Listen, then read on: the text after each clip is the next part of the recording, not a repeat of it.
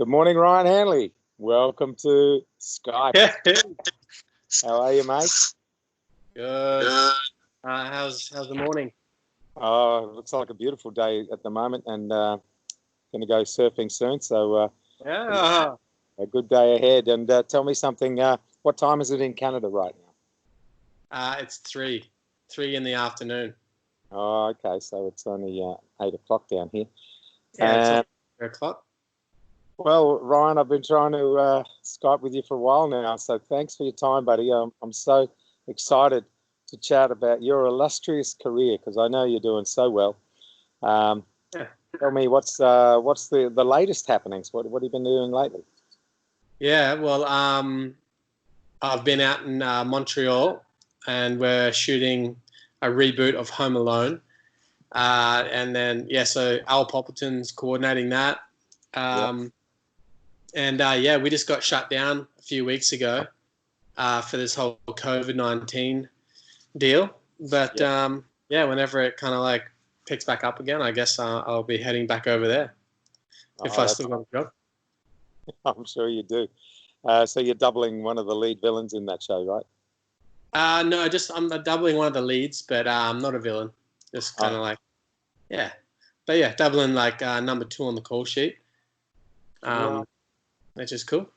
That's awesome. And what are some of the cool stunts you've been doing on that show lately? Just a lot of like slapstick comedy kind of gags. So a lot of like hard hits, and got to do a little bit of driving actually, which was fun. Yeah. And then just kind of like it's basing itself off the original like Home Alones kind of. So like there's a few of the tributes to a few of the gags that were done on that show. So I'm just trying to find a way to spice them up and make them like my own a little bit too. Make them even funnier if you can. Yeah. Cool. So let's go back. Let's go back in time. So obviously, being my son, you were around my training ever since you were a toddler. I remember you running around my dojo when I used to teach Taekwondo full time, and you'd be like the minute you could walk, you were trying to copy everybody. Do you remember those days? Ah, man, nah. I wish I did, but I don't really. It's kind of like, I don't know, maybe like when you used to teach out of your garage. I remember those days. Yeah, exactly. And I remember you having your helmet on and your little chest guard and copying everybody sparring. And by the age of 9, you were already Queensland champion. So you did a lot of training back in those days. Yeah, I know. Yeah, I know that we trained pretty hard, and then I remember just being undefeated, and remember a few fights that I'd done, and you'd be in the corner just cheering me on. It was pretty cool. Yeah. So then, I guess your first memory of actual stunt work was when you scored the gig at Movie World here on the Gold Coast. Tell us about that. Yeah. Well, before that, like I was always training and doing a bunch of different gags, like with you at Stunt Academy and teaching and all that stuff. But I got a chance to like do some like short films and that kind of stuff. But like straight after high school, I got a good opportunity. Well, I was actually going to go either for golf or for stunts. And then I remember having a conversation with you, and then you were like, man, just do whatever makes you happy, you know? And then at the time, like golf was like more stressful and wasn't really having a good time, and stunts was very exciting for me. So I just went boof. I just went full tilt with stunts. And then a week later, I got an audition for Movie World just after high school. And then booked that. And then that went for like 2 years before they shut it down. But I remember many times to watch that show, and you were like the funniest part of that show because you played the plant in the beginning. You were the person in the crowd that got pulled. Did some really crazy little gags. Yeah, that was fun. But like, I think I'm just thinking back now, but I actually, like, I got the job, and then I was doing the training, which takes like a couple of weeks. But for some reason, like on my third day of training, everyone had called in sick, or there was something happened, and no one could do the show. So then I had to do the show, and I hadn't done a bunch of the gags, so they brought me in early, and we just done like a few of the gags, and we just did it all. And then I had to try and memorize the lines because I was the plant in the crowd. And then, oh man, I was so nervous, but I ended up like getting right through that show, like finishing everything. I remembered all my lines, and then after that, I was like, oh man, this is it. So yeah, just kind of jumped straight into it. But yeah, that was weird. I was so nervous. Yeah, and of course, after a little while, you got to go in the show and play one of the coppers in the Police Academy stunt show, and got to ride the motorbike and drive the little buggy around. That looked like fun. Yeah. Those days were awesome, eh? We had so much fun, even behind the scenes, like during the shows, or in between shows. Yeah, we were just hanging out and playing poker. Scotty Gregory and all the boys, man, they were loose cannons. So man, there was never a dull moment. Or we were just going out and practicing and learning something new. That was cool. Yeah, and that led to Universal Studios auditioning you for one of the lead roles, and you ended up in Japan at Universal Studios Osaka. Tell us about a little bit about the highlights there. Yeah. Well, yeah. After Police Academy stunt show finished up, like it was like a week later or something like that, and then I ended up auditioning for Universal Studios, and I'd known heaps of guys that had been through it, and they were just always saying, man, if you ever get the opportunity, go over there and do it. It'll be the best time of your life. And it was the best 2 years of my life, and that's where I met Andrea, my wife, and we have a kid now. So yeah, so like it was amazing times back when there were no real rules set in yet. So we kind of caused a little bit of ruckus over there. Yes, I can imagine you guys are young, dumb, full of cum, just going out and having such a good time. And that was a fantastic part of your life. And I do recall, because I was involved with Universal Studios in 2000, and of course took you and Shaya and Chris over there in the very early, the opening in 2000, and you were really young. Yeah, no, I remember all that though. Yeah. And when you saw the Waterworld show, I remember you saying, Dad, I'm going to do that one day. And you were only like 10 or 11 then. Yeah, it was a cool show, like fireworks and explosions. And but yeah, for sure that had something to do with me wanting to do it, for sure. Yeah. I was actually just thinking about that the other day, because like we used to bring home from Japan all the new gadgets and technology that they used to have before everyone else. But like now in today's age, you can't really one up other countries too much, because people hear about it through social media, and you can easily get it. Well, I do remember some of those gadgets, because you had one of those photo cameras that actually projected the image up onto the wall and things like that. So yeah, and they had video phones way before anyone else. That was cool. Yeah. So now, when you returned from Japan, you actually came back to Australia for a short stint, and you did the Hollywood stunt driver for a little while. I think you were the motorbike rider in that show. Or? Yeah, I came back for a few months, and then Tommy Gillender was kind enough to give me a job in the show, and then I ended up staying there for a few months. But in my head, I kind of knew that I wanted to come back. I wanted to go to the States. Yeah. And I was really pushing for that. So I was looking into visas and all that kind of jazz. But I ended up, I was going to like bring Andrea out to America. We're going to try and make that whole wish come true. But I ended up, Andrea was like, oh, just get a visa for Canada, and it's only like a couple $100. And I was like, oh, okay.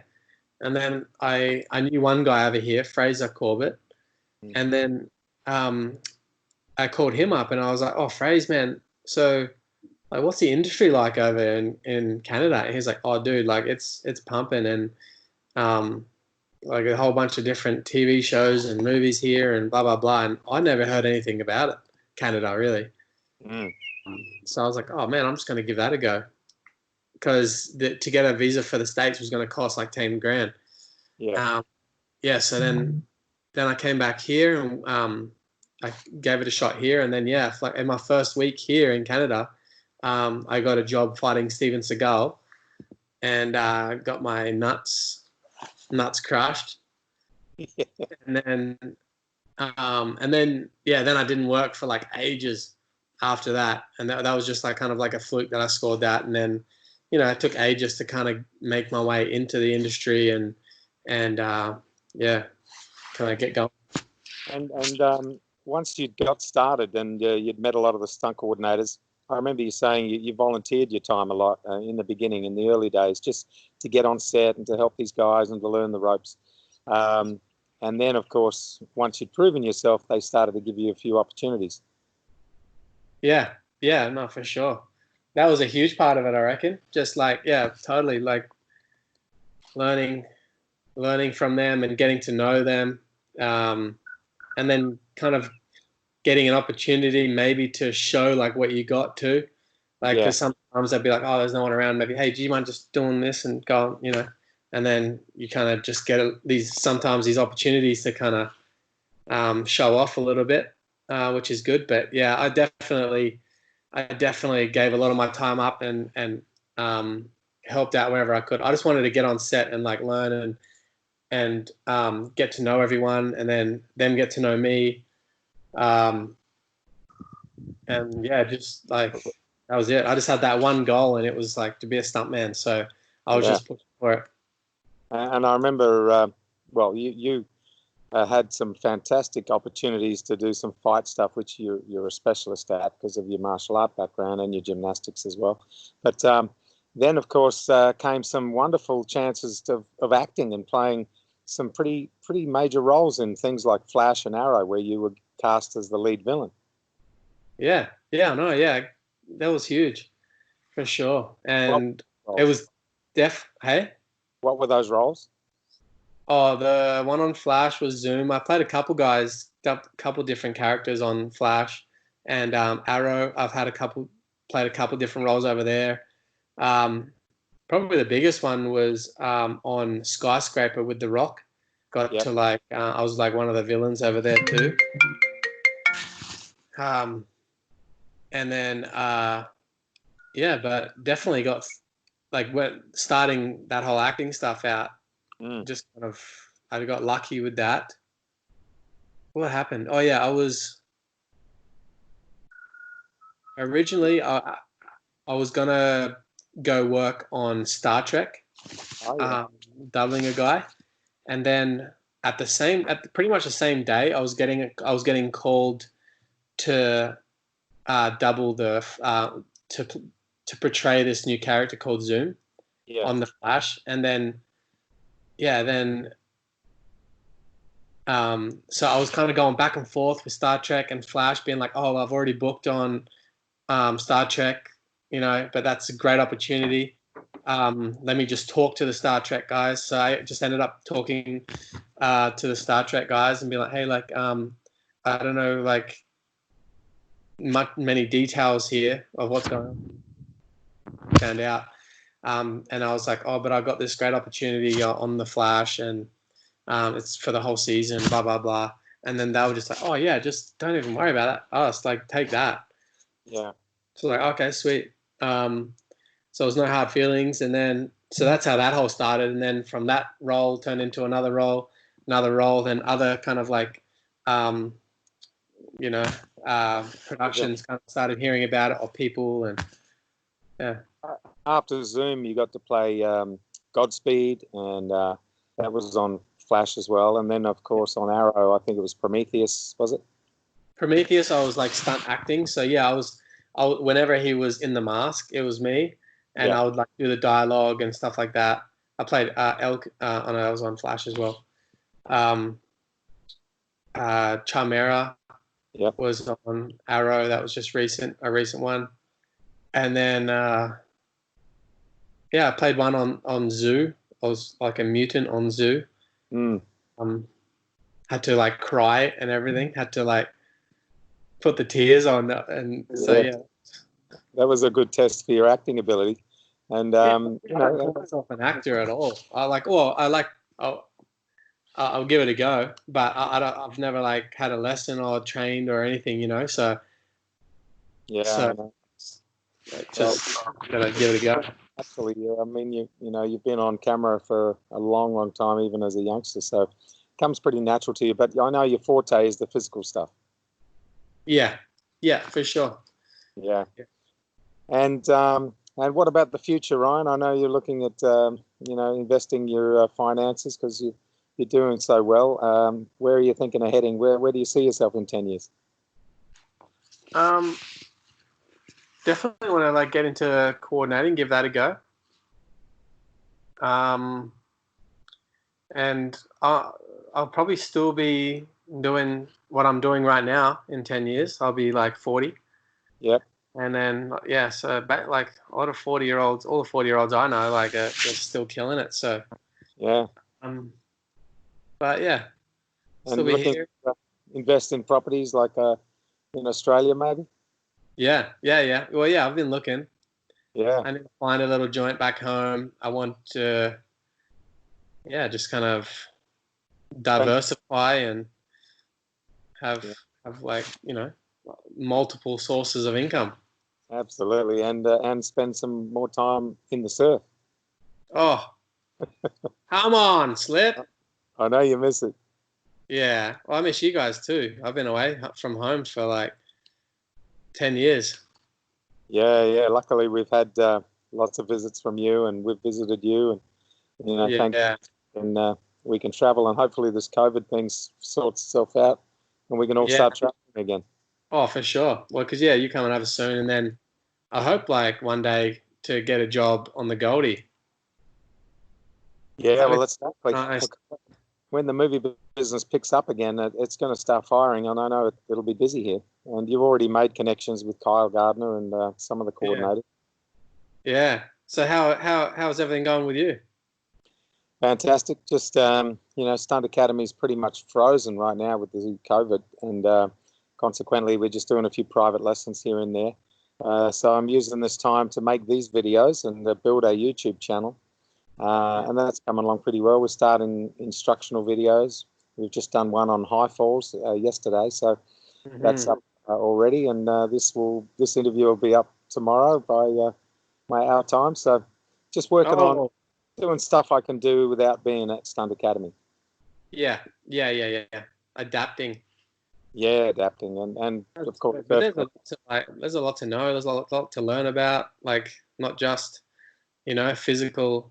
The physical side of it, but also the behind the scenes stuff. Yeah, absolutely. So Ryan, it's been an absolute pleasure catching up, and I love always talking to you. You're always upbeat, and we have a lot of laughs behind the scenes. So keep up the good work, mate. Good luck with the future, and hopefully this virus stops soon so you can get back to work.